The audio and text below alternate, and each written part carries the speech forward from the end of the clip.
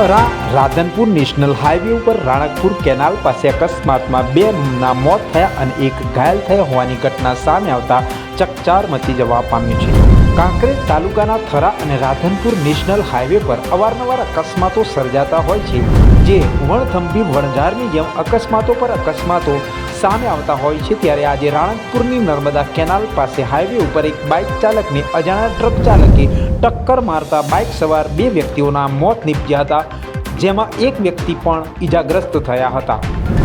કાંકરેજ તાલુકાના વેપારી મથક ગણાતા થરાથી રાધનપુર નેશનલ હાઈવે ઉપર આવેલા રાણકપુર ગામની નર્મદાની મુખ્ય કેનાલ પાસે હાઈવે રોડ પર થરા તરફ 3 સવારી બાઇક લઈને જઈ રહ્યા હતા રાધનપુર તરફ। ત્યારે 3 વ્યક્તિને પાછળથી આવીને રહેલા માતેલા સાંઢની માફક અજાણ્યા ટ્રક ચાલકે પૂરપાટ ઝડપે ગફલતભરી રીતે ટક્કર મારતા 2 વ્યક્તિઓને શરીરે ગંભીર ઈજાઓ થતાં અન્ય 2 વ્યક્તિઓના મોત નીપજ્યા હતા, જ્યારે બાઇક ચલાવનાર વ્યક્તિ ગંભીર રીતે ઈજાગ્રસ્ત થયો હતો, જેમાં સમીરભાઈ અશોકભાઈ ઠાકોર જેઓ સાબરમતી ઠાકોરવાસ અમદાવાદના તેમજ યશ કિશનભાઈ દંતાણી અમદાવાદવાળાનું મોત નીપજ્યું, જ્યારે 1 વ્યક્તિ ગંભીર રીતે ઈજાગ્રસ્ત થયો હતો।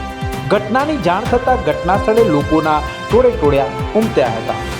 તાત્કાલિક પોલીસને જાણ કરવામાં આવતા થરા પોલીસ પણ ઘટના સ્થળે પહોંચી હતી અને બંને લાશને પીએમ અર્થે થરા રેફરલ હોસ્પિટલ ખાતે ખસેડવામાં આવી હતી।